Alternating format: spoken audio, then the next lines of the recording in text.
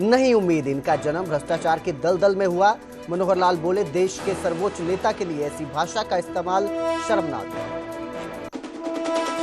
करनाल पहुंचे केंद्रीय मंत्री मनोहर लाल 75वें राज्य स्तरीय रोजगार मेले में करेंगे शिरकत।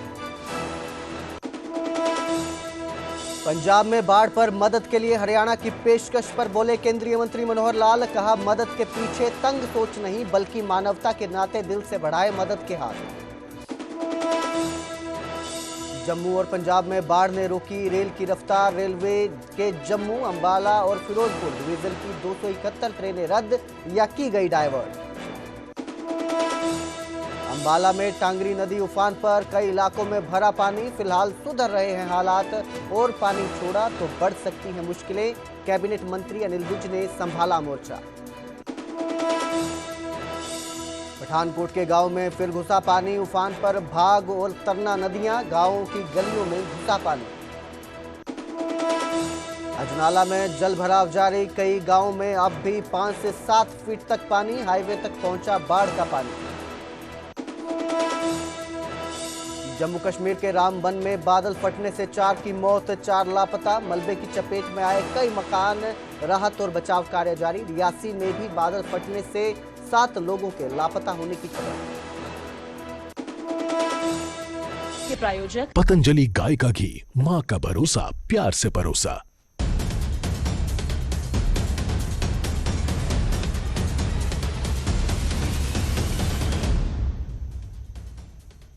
नमस्कार, स्वागत है न्यूज 18 पंजाब हरियाणा में। मैं आपके साथ कुलदीप भारद्वाज। हरियाणा प्राइम की शुरुआत करेंगे प्रधानमंत्री मोदी पर अभद्र टिप्पणी के मामले से। राहुल की रैली में प्रधानमंत्री नरेंद्र मोदी पर अभद्र टिप्पणी की गई थी। इस पर केंद्रीय मंत्री मनोहर लाल का बड़ा बयान सामने आया है। उन्होंने कहा कि जिनकी बात कर रहे हैं उन्हें कोई संस्कार नहीं है, उन्हें कोई सभ्यता नहीं है, वो क्या बोल रहे हैं। देश के सर्वोच्च नेता के लिए ऐसी भाषा का इस्तेमाल शर्मनाक है। तो आपको बता दें कि राहुल गांधी की रैली में प्रधानमंत्री नरेंद्र मोदी को लेकर अभद्र टिप्पणी की गई थी। इस पर अब केंद्रीय मंत्री मनोहर लाल का यह बयान सामने आया है और कहा कि जिन्होंने इस तरह की भाषा का प्रयोग किया है उनमें कोई सभ्यता नहीं है, वो नहीं जानते हैं वो क्या बोल रहे हैं।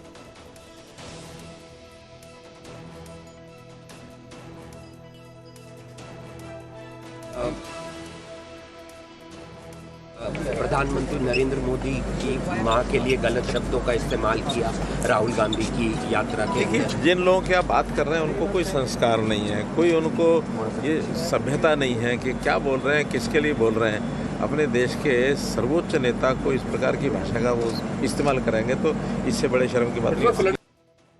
तो वहीं बाढ़ की चपेट में आए पंजाब के इलाकों के लिए सीएम सैनी ने मदद के हाथ बढ़ाए हैं। इसको लेकर केंद्रीय मंत्री मनोहर लाल का बड़ा बयान सामने आया और कहा कि मानवता के नाते मदद करना हमारा दायित्व है। किसी प्रदेश में संकट आता है तो मदद करनी चाहिए। मदद का हाथ बढ़ाने के लिए सीएम सैनी की सराहना की है मनोहर लाल खट्टर ने।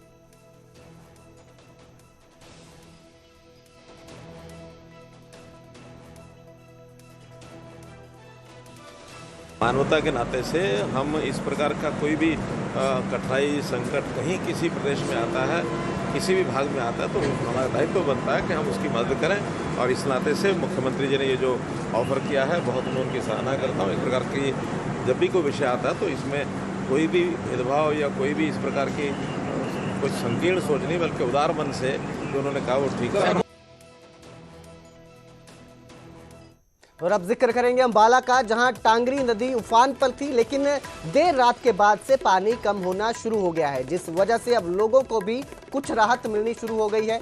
बता दें कि कल सुबह जहां 18,000 क्यूसेक पानी आया था, दोपहर तक पानी और बढ़ गया था और 38,000 क्यूसेक के पार पहुंच गया था, जो खतरे के निशान तक पहुंच चुका था, जिसमें प्रशासन राहत कार्यों में जुट गया था।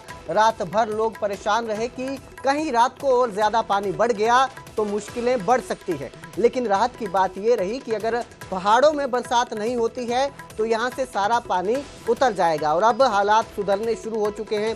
धीरे धीरे टांगरी नदी का पानी का जो जल स्तर है वो कम हो रहा है और अब ऐसे में लोग वापस अपने घरों की तरफ लौटने का मन बना रहे हैं। और वापस अगर जल स्तर कम होता है तो लोग अपने घरों का रुख कर सकते हैं। आपको बता दें कि बीते कल पानी बढ़ जाने की वजह से लोगों को घर से पलायन करना पड़ा था। जरूरी सामान लेकर लोग घर से पलायन करने को मजबूर हो गए थे, लेकिन अब हालात सुधरते नजर आ रहे हैं।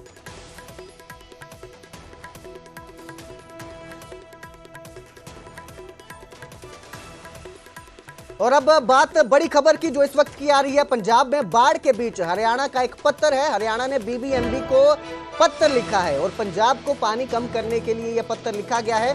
कुछ दिन पहले तक ज्यादा पानी की मांग हरियाणा कर रहा था, अब 2500 क्यूसेक पानी कम करने की मांग की जा रही है। पानी कम करने से पंजाब में और हालात खराब हो सकते हैं। तो आपको बता दें, बड़ी खबर आपको दे रहे हैं इस वक्त की। हरियाणा ने एक पत्र लिखा है, बीबीएमबी को पत्र लिखा है, जिसमें पानी को कम करने की मांग की गई है। जो पानी छोड़ा जा रहा है बीबीएमबी से उसको कम करने की मांग की गई है। 2500 क्यूसेक पानी कम करने की मांग की गई है। आपको बता दें 2 महीने पहले तक पंजाब और हरियाणा के बीच जल को लेकर जो है एक विवाद छिड़ गया था। हरियाणा अतिरिक्त पानी की मांग कर रहा था और उस समय पंजाब पानी देने से इनकार कर रहा था और हरियाणा को पानी नहीं दिया गया। लेकिन अब बीबीएमबी से पानी छोड़ा जा रहा है। इस तरह से पानी छोड़ने की वजह से हरियाणा में भी बाढ़ जैसी स्थिति पैदा हो रही है। तो हरियाणा ने बीबीएमबी को अब एक पत्र लिखा है जिसमें 2500 क्यूसेक पानी कम करने की मांग की गई है। लेकिन अगर पंजाब ऐसा करता है तो यह पंजाब के लिए भी खतरा साबित हो सकता है, क्योंकि पंजाब अगर पानी रोक देता है, पानी कम कर देता है, तो पंजाब में कई जगहों पर वैसे ही बाढ़ जैसे हालात बने हुए हैं और अगर पानी रुकता है तो ये स्थिति और डरावनी हो सकती है। तो एक पत्र लिखा गया है। अब क्या करना है ये डिसीजन बीबीएमबी और पंजाब प्रशासन लेगा, लेकिन फिलहाल हरियाणा की तरफ से ये मांग की गई है कि 2500 क्यूसेक पानी कम किया जाए।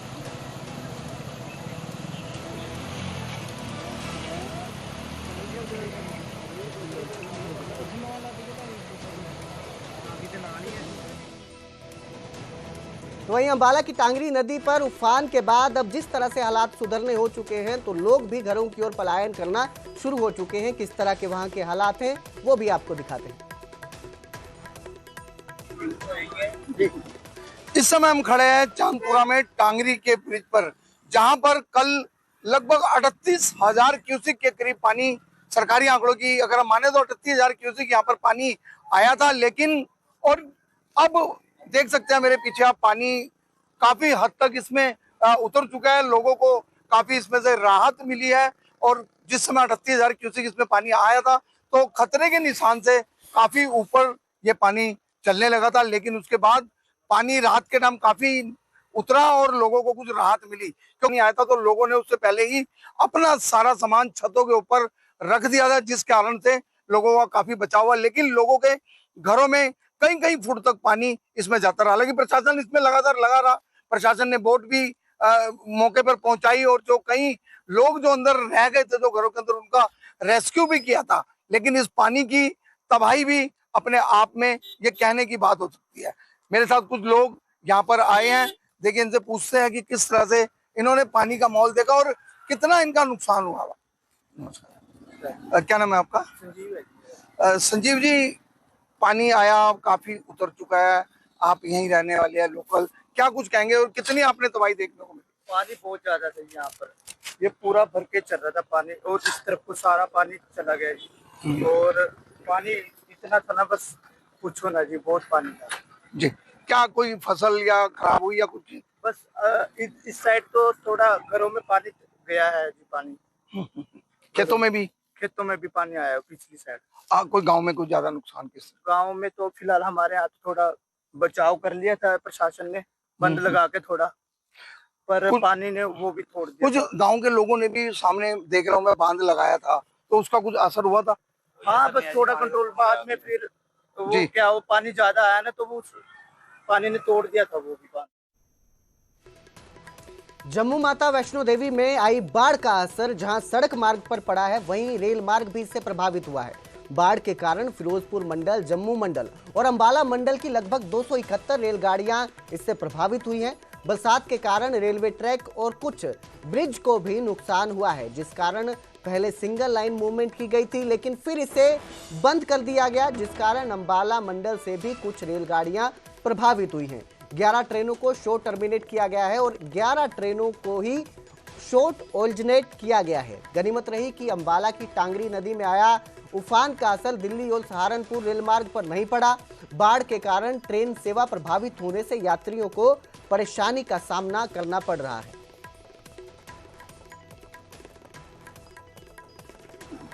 इस समय हम खड़े हैं चांदपुरा में टांगरी के ब्रिज पर, जहां पर कल लगभग 38,000 क्यूसेक के करीब पानी, सरकारी आंकड़ों की अगर हम माने तो 38,000 क्यूसेक यहाँ पर पानी आया था। लेकिन और अब देख सकते हैं मेरे पीछे आप, पानी काफी हद तक इसमें इस समय हम खड़े हैं चांदपुरा में टांगरी के ब्रिज पर। देखिए, अम्बाला डिवीजन अम्बाला मंडल में तो ऑपरेशंस बिल्कुल नॉर्मल है, लेकिन जैसा आप जानते हैं कि फ्लैश फ्लड्स के कारण जो J&K में ऊपर रोड नेटवर्क और रेलवे ट्रैक्स को डैमेजेस हुए हैं, जिसके कारण से कुछ लोकेशंस पे वर्षा के कारण और फ्लैश फ्लड के कारण जो ट्रैक और ब्रिजेस में डैमेज आया, उसके कारण पहले सिंगल लाइन वर्किंग करी गई और फिर कुछ एरिया में मूवमेंट को बंद किया गया। उसके कारण जो हमारे डिवीज़न से भी गुजरने वाली ट्रेनें हैं वो प्रभावित हुई हैं। कुल मिलाकर कहें तो अभी तक अम्बाला डिवीज़न में 11 ट्रेनें शॉर्ट टर्मिनेट हुई हैं और 11 ट्रेनों को ही शॉर्ट ओरिजिनेट किया गया यहाँ से, जो कि कटरा या जम्मू तवी जाती थी। इसके अलावा 2 ट्रेनों को कैंसिल किया गया है, जिसमें कालका से श्री माता वैष्णो देवी चलने वाली ट्रेन है। अगर पूरे फिरोजपुर मंडल, जम्मू मंडल और अम्बाला की बात करूं तो कुल मिलाकर अभी तक 271 ट्रेनें, 271 ट्रेनें अफेक्टेड हुई हैं, जिसमें 178 कैंसिलेशन है और बाकी लगभग 80 ट्रेनें जो हैं वो शॉर्ट ओरिजिनेट और शॉर्ट टर्मिनेट होकर चली। और अब जिक्र करेंगे यमुनानगर का, जहां हथनी कुंड बैराज पर यमुना का जल स्तर बढ़ चुका है। शुक्रवार शाम 5 बजे 90,926 क्यूसेक पानी दर्ज किया गया। शाम 7 बजे 84,160 क्यूसेक पानी रिकॉर्ड हुआ। 9,000 क्यूसेक और बढ़ा तो मिनी फ्लड का अलर्ट जारी करना पड़ेगा। दिल्ली की ओर से 82,606 क्यूसेक पानी डाइवर्ट किया गया है। दिल्ली में 60 घंटे बाद पानी की एंट्री हुई है, तो लगातार बरसात से कैचमेंट एरिया में खतरा बना हुआ है। 3 दिन का हाई अलर्ट जारी है। यमुना पर निगरानी रखी जा रही है और हथनी कुंड बैराज पर जो जलस्तर बढ़ रहा है, अगर इसी तरह से बढ़ता रहा तो मिनी फ्लड जो है वो घोषित करना पड़ सकता है।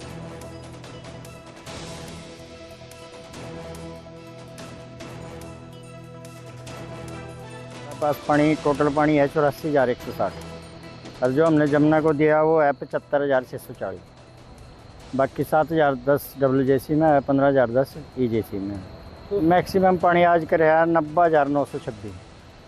कितना पानी? 5 बजे था हमारे पास में, अभी 82,406 5 बजे। तो टोटल पानी मान लो 70 घंटे 72 घंटे मान के चलते हैं। जैसे पानी चल रहा है तो मान लो 60-65 घंटे में लग जाएगा, 60 घंटे में लग जाएगा। तो मेरे हिसाब से तो अभी तो कोई खतरा नहीं होना चाहिए। अभी तो हमारे पानी से तो यहाँ से तो इतना खतरा नहीं कोई है। तो अब आने वाले दिनों में क्या है स्थिति ऊपर में पहाड़ी इलाके? आने वाले का तो कुछ भी नहीं कह सकते जी। आने वाला तो बरसात सीजन है, अब कुछ भी हो सकता है। बरसात कैसी होगी कैसी नहीं होगी।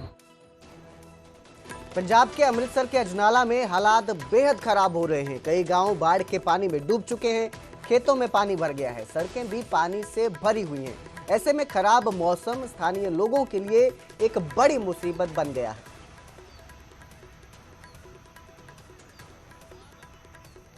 ये 2 तस्वीरें आपको दिखा रहे हैं, ये अजनाला की तस्वीरें हैं, जहां आप देख सकते हैं कि किस कदर हालात बिगड़ चुके हैं। गांवों में पानी घुस गया है, हर तरफ पानी ही पानी है, इलाका जलमग्न हो चुका है।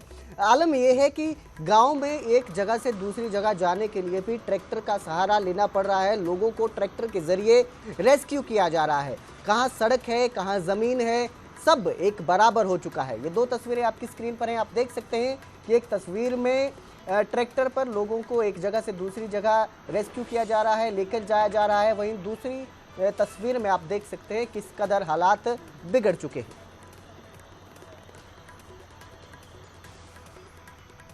तो वहीं जम्मू कश्मीर में फिर बादल फटा है। रामबन के राजगढ़ में बादल फटा है। बादल फटने से 4 लोगों की मौत हो गई है, 4 लापता हो चुके हैं। राजगढ़ के मलबे से कई घरों को नुकसान पहुंचा है। राजगढ़ में मलबे से तो रामबन के राजगढ़ में ये बादल फटने के बाद नुकसान देखने को मिल रहा है। तस्वीरें आपकी स्क्रीन पर हैं, आप देख सकते हैं किस तरह के हालात हैं। हर तरफ मलबा ही मलबा है। फिलहाल बादल फटने के बाद रामबन के राजगढ़ में रेस्क्यू ऑपरेशन जारी है। रेस्क्यू किया जा रहा है। जो लोग फंसे होने की संभावना है उनको निकालने के लिए रेस्क्यू ऑपरेशन जुटा हुआ है। तो बादल फटने से 4 लोगों की मौत हो गई है, 4 लापता हैं जिनकी तलाश की जा रही है। रेस्क्यू ऑपरेशन किया जा रहा है।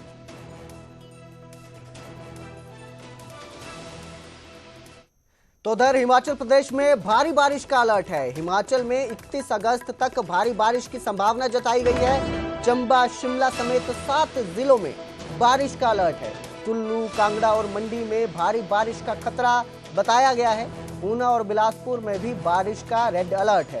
हिमाचल प्रदेश के मंडी में लैंडस्लाइड की घटना सामने आई है। मंडी के खोती नाला के पास पहाड़ दरक गया। लैंडस्लाइड के बाद चंडीगढ़ मनाली हाईवे बंद हो चुका है। तो हिमाचल में लगातार जो है इस तरह की तस्वीरें सामने आ रही हैं। लैंडस्लाइड हो रहा है, बादल फट रहे हैं और एक बार फिर इसी तरह की घटना सामने आई है। पहाड़ धड़कने से जो पहाड़ धड़का है उसके बाद लैंडस्लाइड के बाद चंडीगढ़ मनाली हाईवे बंद हो चुका है।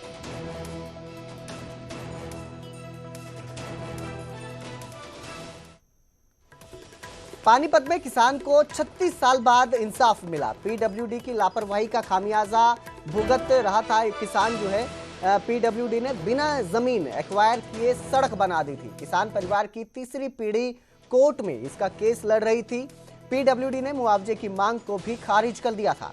पानीपत कोर्ट ने इस मामले में एक ऐतिहासिक फैसला सुनाया और पीडब्ल्यूडी से किसान परिवार की जमीन वापस करने को कहा है। किसान ने सड़क के बीचों बीच अब कब्जा कर लिया है और कहा कि अब सड़क पर जल्द 4 दीवारी बनाएगा।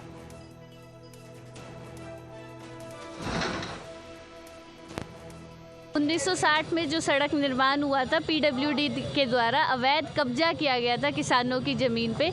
फाइनली आज जो जज साहब हैं महेंद्र सिंह जी, उन्होंने ये आदेश दिए कि अगर आप मुआवजा नहीं दे सकते तो इन्हें इनकी ज़मीन वापस दी जाए। तो आज ज़मीन पे कब्जा देने आए हैं। सबसे पहले तो जुडिशरी का बहुत बहुत न्यायालय का धन्यवाद करना चाहूँगी। हमारे एडवोकेट महेंद्र सिंह घंगस जी का भी धन्यवाद करूँगी कि वो लगातार 36 सालों से न्यायालय में ये केस लड़ रहे थे और आज जो जज साहब ने फैसला दिया है वो मतलब भगवान के रूप में आए हैं हमारे लिए। तो जो हम 5-6 परिवार हैं, एक आस जगा दी है उन्होंने कि सच में न्यायालय में जो न्याय है वो होता है। कितनी ज़मीन पे आज कब्जा दिया गया है? आज 350 गज के आसपास ज़मीन है जिस पे कब्जा दिया जा रहा है। 36 साल का अंतराल कितना बड़ा अंतराल है, आप सोच सकते हैं। लड़ने वाले को पहले तो सैल्यूट, अब जिसने इतनी लंबी लड़ाई लड़ी। दूसरा 36 साल में कितने आए कितने गए। तहसील कार्यालय, पीडब्ल्यूडी पूरे जुडिशरी को बेवकूफ़ बनाती रही। हमारे पास सिजरा नहीं है। आज भी अगर हम कहीं पत्ती इंसार के अंदर कोई मामला लेके जाते हैं तो तहसील में सिर्फ एक ही रटा जवाब होता है कि हमारा सिजरा जल गया, हमारा सिजरा पानी में बह गया, हमारा सिजरा नष्ट हो गया, हम निशान दे देने में असमर्थ हैं। सबसे बड़ी हैरानी की बात है कि इसी जगह आज से 1 साल पहले हम लोग आए थे, कानूगो था, पटवारी था, मैंने उसके हाथ में रस्सी पकड़ा, मगर नाप दे। वो अगर हम नहीं नापेंगे फेंक के भाग लिया। हमारे पास सिजरा ही नहीं, निशानदेही नहीं हो सकती। आज कैसे हो रही है? आज भी तो हो रही है। तो मैं माननीय महेंद्र सिंह जी हैं जो न्यायाधीश हैं, उनका एक ऐतिहासिक फैसला है। 36 साल के बाद उन्होंने एक आस जगाई लोगों के अंदर, न्याय के प्रति लोगों के अंदर की विश्वास जगाया है कि न्याय लंबा बेशक हो लेकिन न्याय मिलता है। खबर नू से है, जहां जीजा की हत्या के मामले में साले को उम्र कैद की सजा सुनाई गई। अदालत ने यह फैसला सुनाया है। उम्र कैद और 50,000 रुपए का जुर्माना लगाया गया है। 6 साल बाद अदालत ने यह बड़ा फैसला सुनाया है। पिनंगवा थाना क्षेत्र में जीजा की सनसनीखेज हत्या की गई थी। सतपाल ने जीजा की गोली मारकर हत्या की थी। हत्या में दोषी सतपाल को उम्र कैद की सजा सुनाई गई है। नूंह पुलिस की मजबूत पैरवी से न्याय मिला है।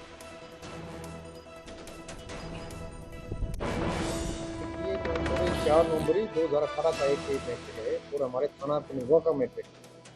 उसमें एक जो है सूरज नाम का आदमी है, उसकी हत्या की थी और हत्या करने में एक सतपाल था, उसके 2 साथी थे और उसी में एफआईआर होने के बाद हमारी पुलिस ने जो तफ्तीश की थी और जो भी एविडेंस कलेक्ट की थी और एविडेंस के आधार पर हमने चार्जशीट फाइल की उसके खिलाफ कोर्ट में और कोर्ट ने उसका संज्ञान लेते उसकी सुनवाई की है। हमारे अपने एडिशनल सेशन जज श्री अजय कुमार वर्मा जी, उनकी कोर्ट से कल 28 तारीख को सतपाल को आजीवन कारावास और 50,000 का फाइन किया है और ये बड़ा अच्छा फैसला किया है क्योंकि दोषी को अगर सज़ा मिलती है तो इसमें क्राइम कंट्रोल में बड़ी मदद मिलती है और इसमें समाज में एक ये संदेश जाता है कि भी कोई भी गलत काम करेगा, कोई भी ऐसा क्रिमिनल एक्ट करेगा तो उसको सज़ा कोर्ट से भी सज़ा हो सकती है, हुई है कोर्ट से।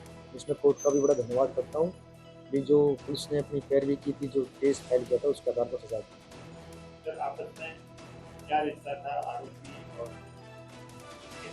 वो आपस में साला बता रहे हैं और हत्या हुई थी सूरज की और सूरज का पिता है रामचंद्र, उसने शिकार की और जो सजा जिसकी हुई वो मैंने आपको बता दिया। सतपाल था ये सुतरावा गांव का, थाना क्षेत्र। यमुनानगर से एक हैरान करने वाली तस्वीर सामने आई है। यहाँ एक आंगनबाड़ी केंद्र में नन्हे बच्चों को दिए जाने वाले राशन में कीड़े और गंदगी मिली है। आंगनबाड़ी केंद्रों में बच्चों को मिलने वाले राशन में कीड़े मिले हैं। ठेकेदार द्वारा सप्लाई किए गए राशन में गंदगी और जाले मिले हैं। मुंडा खेड़ा केंद्र में लगातार इस तरह गंदा राशन मिल रहा है। आंगनबाड़ी वर्कर ने राशन वापस ठेकेदार को भेज दिया है। कीड़े युक्त राशन देखकर कर्मचारियों में भी चिंता फैली है। वहीं लोगों का कहना है कि लापरवाही की जांच की जाए, आरोपी ठेकेदार के खिलाफ कार्रवाई की जाए। गंदा राशन बच्चों के स्वास्थ्य पर असर डाल सकता है। नन्हे बच्चों के लिए ये राशन सप्लाई हो रहा था, आंगनबाड़ी केंद्र में ये राशन पहुंचा था। आप देख सकते हैं कि इस तरह ये गंदा राशन बच्चों तक पहुंच रहा है। ठेकेदार की लापरवाही से आंगनबाड़ी केंद्रों में परेशानी बढ़ चुकी है। आंगनबाड़ी वर्कर का आरोप है कि सप्लाई में गंदगी मिल रही है, जाले मिल रहे हैं और कीड़े मिल रहे हैं।